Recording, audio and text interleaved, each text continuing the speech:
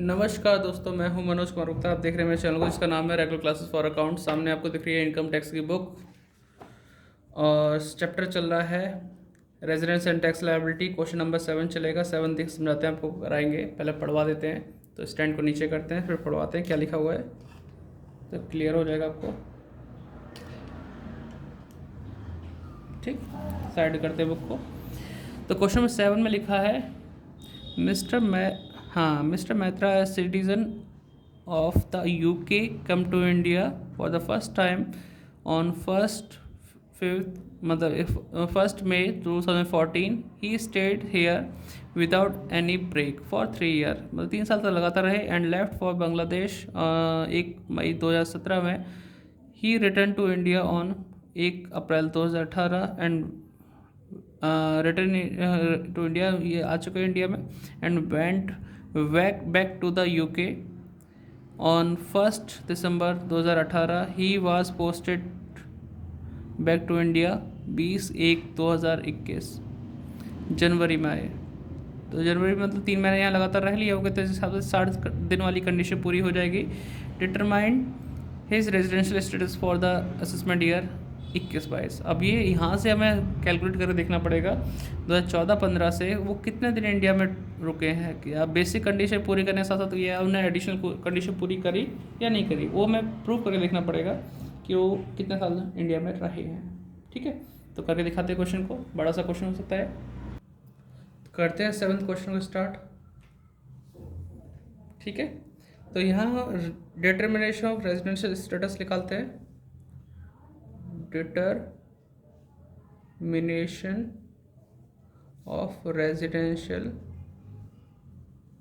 Status, ठीक है, for the assessment year 2021 और 22 के लिए निकालना है। ठीक है, तो यहाँ लिखते हैं हम previous year stay in India, कितने दिन इंडिया में रहा है। ठीक है, और स्टेटस। ठीक, अब हमें काउंट करना पड़ेगा, देखना पड़ेगा कितने दिन इंडिया में रहा, उस हिसाब से चलेगा काम। ठीक है, तो ईयर वाइज ईयर करते हैं, तो एक बार और गौर से देख लेते हैं। तो अगर बात की जाए यहाँ पर, अगर देखेंगे 1 मई 2014 में क्या हुआ था, इंडिया में आए थे 1 मई 2014 को। अगर बात की जाए 2014 और 15 के लिए, ठीक है, देख रहे हैं 2014-15 के लिए, तो आपके साल में होते हैं 365 दिन। मई में आया है, तो कौन से महीने इंडिया में नहीं रहा, अप्रैल के मंथ में। अप्रैल में होते हैं दिन 30, तो इस हिसाब से 335 दिन इंडिया में रहा, और वो साल के लिए क्या कहलाएगा, रेजिडेंट।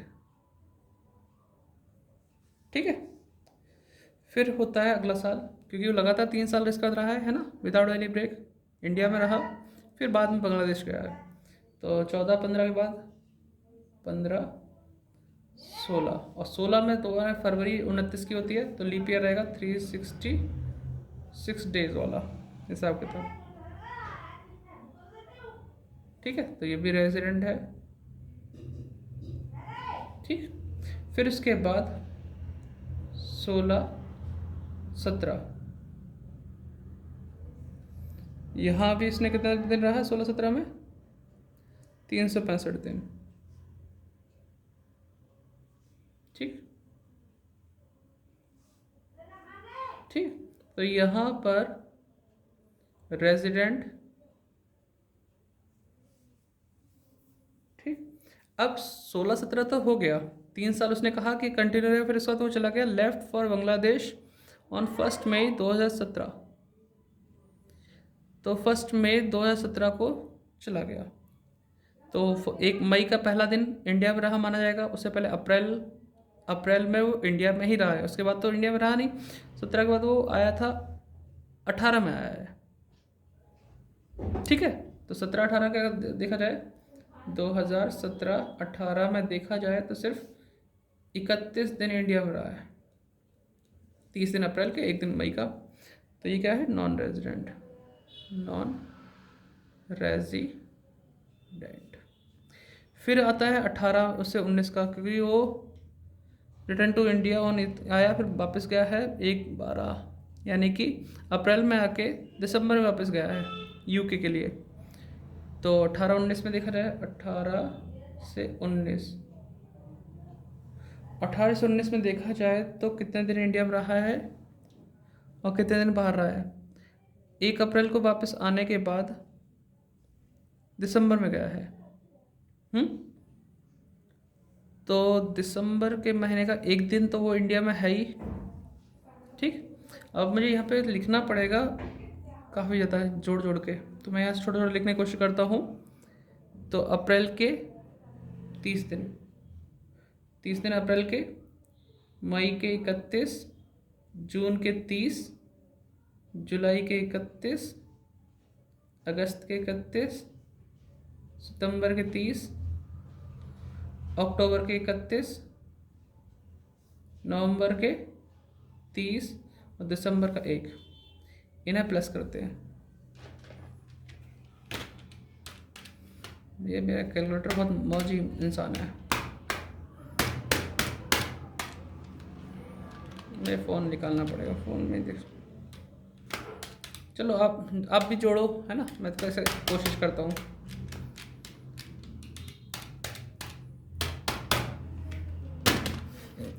बहुत मौजी इंसान। चलो मैं भी जोड़ता हूँ, पॉज करके आप भी जोड़ो।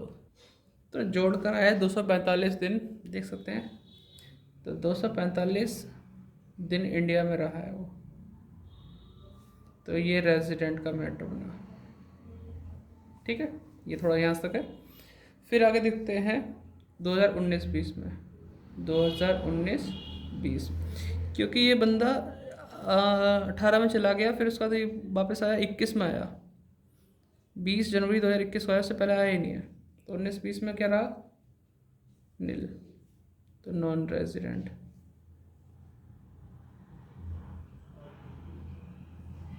ठीक है, फिर इसके बाद आता है 20-21। तो ये पर्सन आया था 20 जनवरी 2021 में। तो 20 तारीख की चीज़ तुम गिनेंगे, है ना। तो 20 से गिनना शुरू करो, कितना होगा। तो 19 से अगर करते 12 दिन तो ये हो गए, 12 दिन जनवरी के, और 21 के अंदर आपका 28 का फरवरी होगा, 31 का आपका मार्च होगा। ठीक है, तो प्लस कर लेते।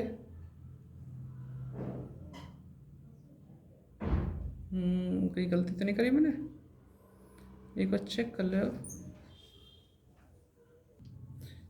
तो ये पर्सन 12 दिन जनवरी में रहा, 28 की फरवरी, क्योंकि यहाँ पे 2021 लिखा ना, इसे 4 से डिवाइड करोगे तो आपका वही आएगा, 28 की फरवरी मानी जाएगी, और 31 का ये। तो ये हो गए आपके 30, 40, 71 दिन। तो ये आपका क्या कहलाएगा, रेजिडेंट, क्योंकि ये 60 दिन वाली कंडीशन पूरी कर रहा है।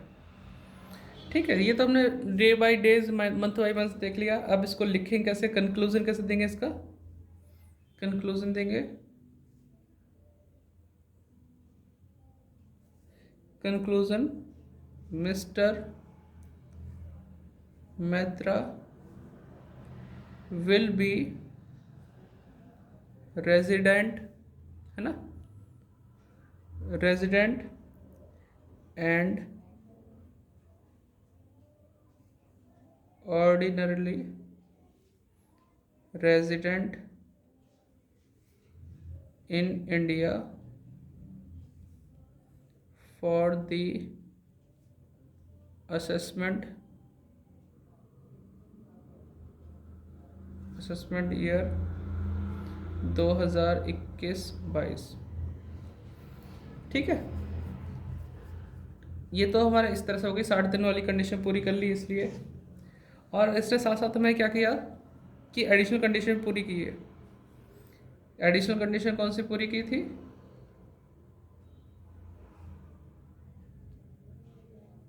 condition. First, he was in India for more than 729 days during 7 years preceding the previous year. ठीक है। Number 2, he has not been a non-resident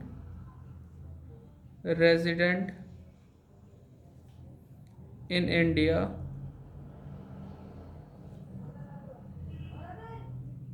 in 9 out of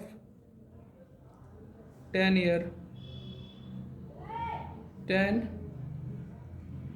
years